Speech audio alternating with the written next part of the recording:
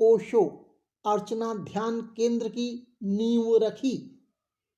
जनपद बुलंदशहर के शिकारपुर में शिकारपुर डिवाई पुराना बाईपास रोड पर ओशो अर्चना ध्यान केंद्र की दो बहनों कुमारी रेशु भारद्वाज और कुमारी अंकिता भारद्वाज द्वारा बाहरी आडंबर और दिखावे से अलग पूरी सादगी के साथ आधारशिला रखी गई है। इस मौके पर क्षेत्र के अनेक ओशो अनुयायी मौजूद रहे हैं। शुक्रवार को आचार्य रजनीश यानी ओशो के अनुयायी स्वामी विजय सत्यार्थी के प्रयासों के चलते ओशो अर्चना ध्यान केंद्र का निर्माण कार्य शुरू हो गया है। ओशो अनुयायी स्वामी विजय सत्यार्थी के बहुप्रतीक्षित अर्चना ध्यान केंद्र की नींव दो बहनों कुमारी रेशु भारद्वाज और अंकिता भारद्वाज द्वारा रखी गई है। युवावस्था से कई दशकों तक ओशो के साथ रहे स्वामी विजय सत्यार्थी के अनुसार जनपद बुलंदशहर के शिकारपुर में बनने वाले ओशो अर्चना ध्यान केंद्र में मेडिटेशन हॉल, ओशो द्वारा लिखित पुस्तकों का पुस्तकालय होने के साथ उनके दुर्लभ फोटो की गैलरी होगी। ओशो अर्चना ध्यान केंद्र में ओशो के अनुयायियों के लिए मेडिटेशन के साथ साथ उनके ठहरने और भोजन की भी व्यवस्था होगी। शिकारपुर में ओशो अर्चना ध्यान केंद्र बनने से क्षेत्र के अनेक ओशो अनुयायियों को मेडिटेशन के लिए एक उपयुक्त स्थान मिलेगा। उल्लेखनीय है कि ओशो अर्चना ध्यान केंद्र के प्रमुख स्वामी विजय सत्यार्थी ने अपने माता पिता और भाई को भी ओशो से दीक्षित कराया है। ओशो कौन थे? आपके दिल और दिमाग में यह विचार उठ रहा होगा। हम आपको बताते हैं। यहां हम आपको यह बताना चाहेंगे कि ओशो का जीवन जितना रहस्यमय ही था, उनकी मौत भी उतनी ही रहस्यमय ही थी।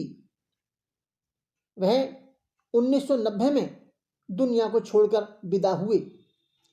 11 दिसंबर 1931 को मध्य प्रदेश के कुचबाड़ा में उनका जन्म हुआ।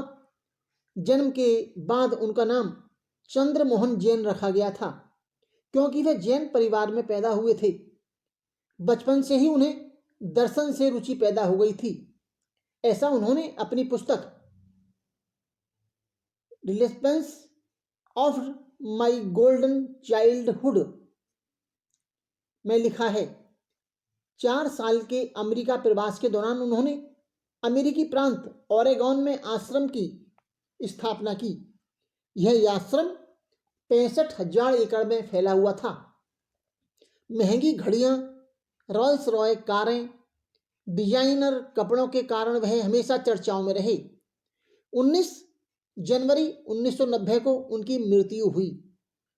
ओशो के आश्रम में किसी सन्यासी की मौत को उत्सव की तरह मनाने का रिवाज था, लेकिन ऐसा क्या हुआ कि खुद ओशो की मौत हुई तो इसकी घोषणा के 1 घंटे के भीतर ही उनका अंतिम संस्कार कर दिया गया और उनके निर्वाण का उत्सव भी संक्षिप्त ही रखा गया।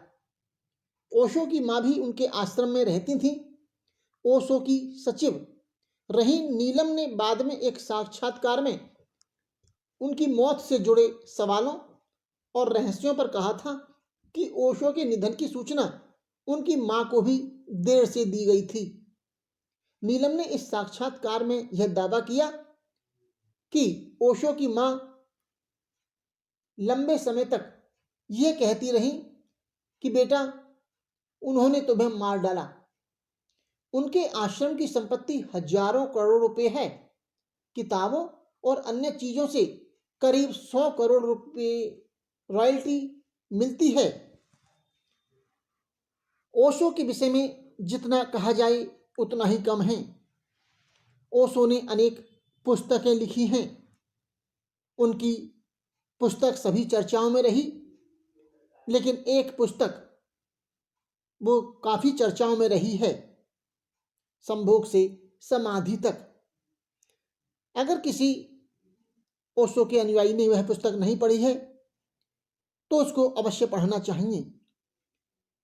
ओशो का नाम सुनकर और उनके शिष्य के बारे में जानकर अधिकांश लोगों की नाक भौं सिकुड़ जाती हैं।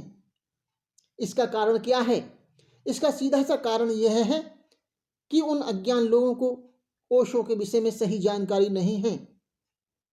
ओशो की सही जानकारी किसी बिरले को ही हो सकती है, ओशो के अनुयायी को हो सकती है, बाहरी किसी व्यक्ति को नहीं हो सकती। उनका नाम सुनते ही वह सिकुड़ जाता है, और अगर ओशो के अनुयायी के गले में पड़ी हुई माला के उसको सीधे दर्शन हो जाएं, तो समझो उसको किसी ने कट्टा दिखा दिया हो। मैं यहाँ स्पष्ट कह रहा हूँ कि वह इस तरीके से डर जाता है कि मानो उसको किसी ने तमंचा दिखाकर भयभीत कर दिया हो। विशेषकर साधु सन्यासी तो घबरा जाते हैं।